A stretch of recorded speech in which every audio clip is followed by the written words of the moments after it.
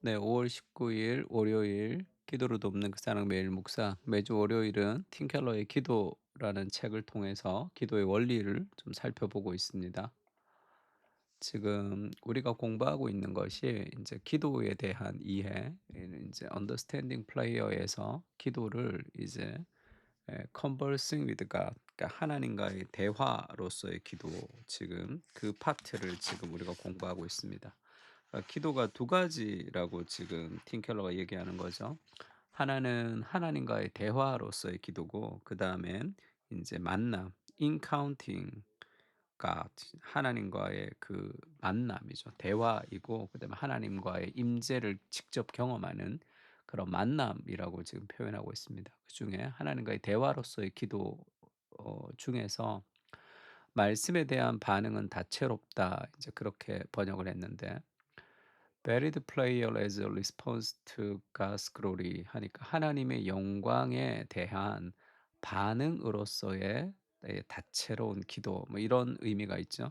그러니까 기도가 아주 다양하고 풍성하고 다채로워야 되는데, 그거는 하나님의 영광에 우리가 그 반응할 때, 하나님 영광의 반응으로서 기도할 때, 그때 기도가 더 풍성하고 다채로워질 수 있다, 이렇게 얘기합니다. 그러니까 지난주에는 기도를 말로 하는 기도가 좋다, 그렇게 얘기하죠. 그냥 뭐 침묵 기도, 그다음에 뭐 이렇게 방언같이 막 그렇게 하는 기도, 그런 기도보다 또렷한 말로 하나님과 대화하는 기도가 좋다, 그렇게 얘기했습니다. 그럼 어떤 말로 해야 되는가 할 때 하나님의 영광에 대한 반응, 그러니까 즉 말씀을 읽으면서 기도하는 거죠. 특히 시편을 얘기합니다. 말로 기도를 하려면 어떤 종류의 말로 이제 기도하는 게 좋을까 할 때 내가 떠오르는 거를 그냥 막 기도할 수도 있겠죠. 근데 그렇게 하지 말고 시편 기자 시편의 기도를 따라서 기도하라는 거죠. 우리가 지금 그 시편의 기도를 따라서 기도하는 것을 배우는 거죠.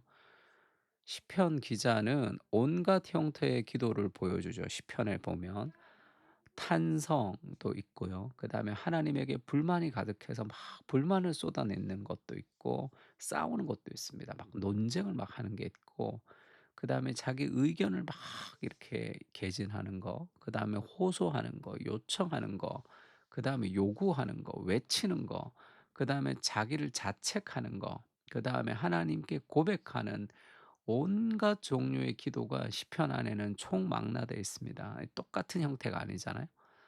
대화 형식과 마음가짐, 감정에 이르기까지 다채롭기가 이를 데 없다. 시편에는 풍성한 우리의 감정들이 다 기도로 다 쏟아져 있습니다.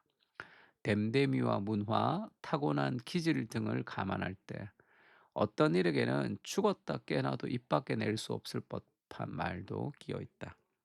내가 시편을 가지고 말씀을 따라서 기도하지 않으면 도저히 할 수 없는 그런 기도들도 있다는 거죠.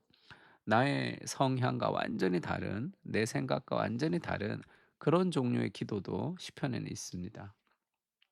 그걸 따라하는 게 좋다는 거죠. 그러니까 우울질에 해당하는 부류라면 자신의 힘으로 감정을 최대치까지 거침없이 분출하는 시편들은 절대로 써낼 수 없겠죠. 좀 조용조용히 기도하겠죠. 외향성이 강한 유형은 웬만해서 가장 낮은 마음 자리까지 훑는 통찰에 이르지 못할 때가 있습니다. 깊이 자기를 돌아보는. 근데 시편 안에 그 두 가지가 다 있죠. 그 양극단 같은 종류들이 다 있습니다. 그러면 내가 그 시편으로 기도하면서 내 안에 있는 그런 것들이 계속 인제 개발되고 알아가게 된다는 거죠. 하나님을 향한 불평과 회의를 노골적으로 쏟아낸다는 건 내향적이고 순종적인 스타일로서는 엄두조차 내지 못할 일이죠. 내면의 욕구와 심리 작용을 쫓아 스스로 기도를 주도해 가면, 이게 무슨 말이냐면 내가 원하는 대로 기도하면 이 뜻이에요. 성경이 제시하는 기도의 폭을 다 따라가지 못한다. 성경이 제시하는 기도의 폭이 너무 넓은데 내가 원하는 대로 기도하면 그 3분의 1 정도를 할까 말까 한다는 거죠.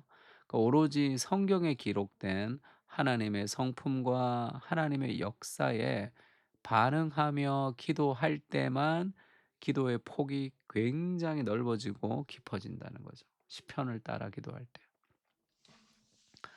그래서 시편에 나타난 기도를 따라하면 기도를 규정하고 제한할 수 없죠.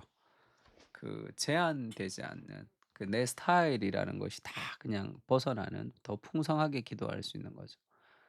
그래서 성경에 보면 특히 시편에 보면 친구와 나누는 대화처럼 기도도 하고 어떤 날은 위대한 군주에게 호소하는 유형으로 기도하고 마치 씨름 경기와 비슷한 형태도 있죠. 막 씨름하면서 하나님 앞에 그렇게 기도하는 형태도 있습니다. 어째서 그런가? 하나님의 성품과 속성에 따라 기도의 성격이 가지각색으로 결정되는 까닭이다. 그러니까 하나님이 풍성하시기 때문에 다양하게 기도할 수 있는 거죠. 하나님은 친구가 될 수도 있고 아버지가 되고 연인이 되고 목자가 되고 왕이 될 수도 있죠. 어떤 유형의 기도가 기대하는 일이나 감정을 불러오는데 가장 효과적일지를 토대로 기도하는 방법을 결정해서는 안 된다. 내가 원하는 방식, 또 내가 원하는 스타일, 내가 원하는 틀대로 기도하면 기도가 식상해지죠. 성경이 제시하는 풍성한 하나님을 다 만날 수가 없습니다. 하나님을 연인으로만 생각하는 것도 하나님에 대해서 내가 너무 적게 생각하는 거죠. 하나님을 목자로만 생각하는 것도 너무 적죠. 다양한 하나님의 다채로움을 우리가 기도를 통해서 충분히 누릴 때 우리는 그 하나님을 더 깊이 더 많이 알아갈 수 있게 됩니다. 그러니까 기도는 하나님 자신에 대한 반응 또는 응답으로 드려야 한다. 내가 원하는 것을 쏟아내는 것이 아니라 말씀을 읽고 그 말씀 속에 나타난 하나님을 향한 반응으로서의 기도. 거룩한 자녀들에게 주신 하나님의 말씀에는 이런 범주에 속하는 다양한 대화들이 실려 있죠. 크리스찬의 기도 생활은 오로지 주님의 말씀에 반응할 때만 풍성하고 다채로울 수 있다. 그래서 말씀을 읽으면서 기도하라 그 얘기를 합니다.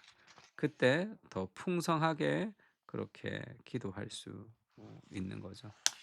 그래서 그냥 기도하는 게 아니라 말씀을 묵상하고 말씀을 읽으면서 기도할 때 하나님을 더 깊이 알 수 있습니다. 그러니까 말씀이 깊어지면 기도가 깊어지고 기도가 깊어지면 말씀이 깊어지죠. 오늘은 시편 5편 1절에서 12절인데요. 이 말씀을 쭉 읽으면서 우리가 이 독자의 심정, 이 작가의 심정, 다윗의 심정이 되어서 그렇게 쭉 함께 좀 기도하고 함께 호소하고 함께 기도를 배워가는 그런 시간이 되면 좋을 것 같습니다. 우리 시편 5편을 가지고 함께 기도하겠습니다.